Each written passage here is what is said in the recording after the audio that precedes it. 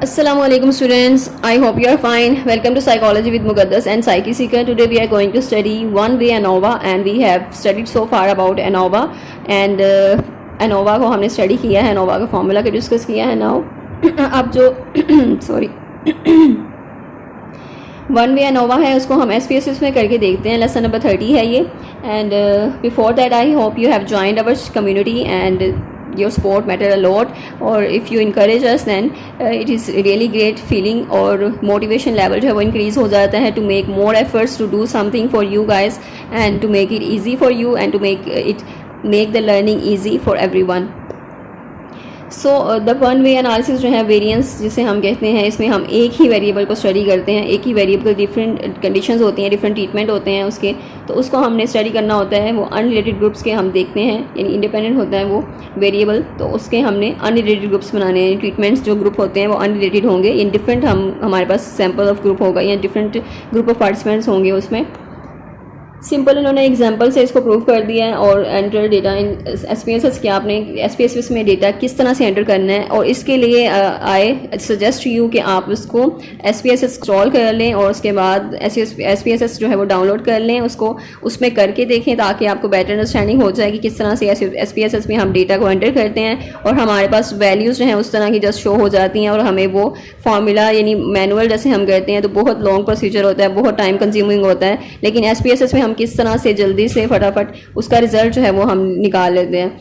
सो enter data करते हैं जब SPSS में, लेकिन आपने मैनुअल भी याद करना है क्योंकि आपके एग्जाम्स में मैनुअली वो क्वेश्चंस भी होंगे, तो मैनुअली आपको पता होना चाहिए कि आप किस तरह से उसको कैलकुलेट करते हैं. इंपॉर्टेंट क्वेश्चंस हैं आपके, इंपॉर्टेंट पॉइंट्स हैं, ये इंपॉर्टेंट टॉपिक कह लें आप इसे. सो इसमें प्रोसीजर है सारा, किस तरह से डेटा को एंटर करना है, वन वे एनोवा को किस तरह से रन करना है, क्या प्रोसीजर है, आपने कहाँ जाना है, एनालाइज क्लिक करना है, कंपेयर मीन्स में जाना है, वन वे एनोवा को सिलेक्ट करना है, और उसके बाद टोटल जो प्रोसीजर है इन्होंने ये मेंशन कर दिया. आपने इसको जस्ट रीड करना है, आपको सारी अंडरस्टैंडिंग इसकी हो जाएगी. अजम्पशंस वन वे एनोवा की क्या है, अजम्पशंस सबकी सेम है कि लेवल ऑफ मेजरमेंट जो है यानी DV जो है वो हमारे पास कंटिन्यूस होना चाहिए, रैंडम सैम्पलिंग होनी चाहिए, इंडिपेंडेंट ऑब्जर्वेशन है, नॉर्मल डिस्ट्रीब्यूशन होनी चाहिए एंड होमोजेनिटी ऑफ वेरिएंस. तो बहुत इंपॉर्टेंट अजम्पशंस हैं और सारी सिमिलर अजम्पशंस हैं. तो ये यहाँ पर आपको बेनिफिट हो रहा है कि आपको कोई भी क्वेश्चन आ जाता है, आपको अजम्पशन जो है अगर इंडिपेंडेंट मेजर की पूछी जा रही है या फिर डिपेंडेंट मेजर की पूछी जा रही है या फिर आपकी T टेस्ट की या Z टेस्ट की या एनोवा की पूछी जा रही है, तो सबकी सिमिलर ही है. माइनर सा डिफरेंस है कि इसमें जो एनोवा है जिसमें हम मेजरमेंट लेवल ऑफ मेजरमेंट जो हम कंटिन्यूस वेरिएबल जो हम देखते हैं डिपेंडेंट वेरिएबल होना चाहिए, एक ही जस्ट डिफरेंस है, बाकी सिमिलर ही हैं. मोस्टली जो है वो सिमिलर चीज़ें हैं, सिमिलर अजम्पशंस हैं. और यहाँ पे लेवेंस टेस्ट हम यूज़ करते हैं, उसके बारे में बात हो चुकी है कि होमोजेनिटी ऑफ वेरिएंस को चेक करने के लिए लेवेंस टेस्ट यूज़ करते हैं हम. Welch and Brown Forsythe test use करते हैं हम, जो कि हमारे अगर अजम्पशंस जो है फुलफिल नहीं हो रही हैं, वायलेट हो रही हैं, देन हम इस टेस्ट को यूज़ करते हैं. देन इंटरप्रेट करते हैं हम एनोवा के रिजल्ट को कि किस तरह से हमने उसको करना है.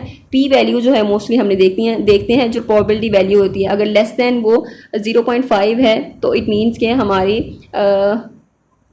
अगर सिग्निफिकेंट वैल्यूज़ हैं, और अगर तो वो ज़्यादा हैं तो इट मीन्स हमारी नॉन सिग्निफिकेंट वैल्यूज़ हैं. और नॉन सिग्निफिकेंट मीन्स हमारी वो अजम्पशन जो बनाई है हमने, हाइपोथेसिस बनाई है, उसको हमने एक्सेप्ट करना है. और अगर सिग्निफिकेंट है, सिग्निफिकेंट मीन वो डिफरेंसेस हैं उसमें, तो उसको हमने फिर रिजेक्ट करना है.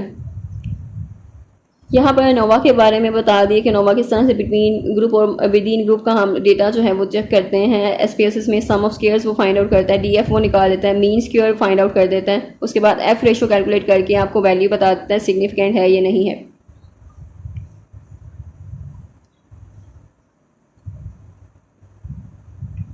पोस्ट होक टेस्ट जब आप करते हैं, यानी आपने उसी को एनोवा के बाद जो पोस्ट होक टेस्ट करना है उसको चेक करने के लिए, तो वो भी इसमें आप इजीली कर सकते हैं. इफेक्ट साइज़ को आप इजीली इसमें मेजर कर सकते हैं एनोवा के. And then report resulting APA, यहाँ पर आप APA के फॉर्मेट में रिज़ल्ट को किस तरह से यहाँ आप रिपोर्ट करेंगे, आपने वो देखना है, जो इंपॉर्टेंट आपका क्वेश्चन हो सकता है एग्ज़ाम्स के लिए. एंड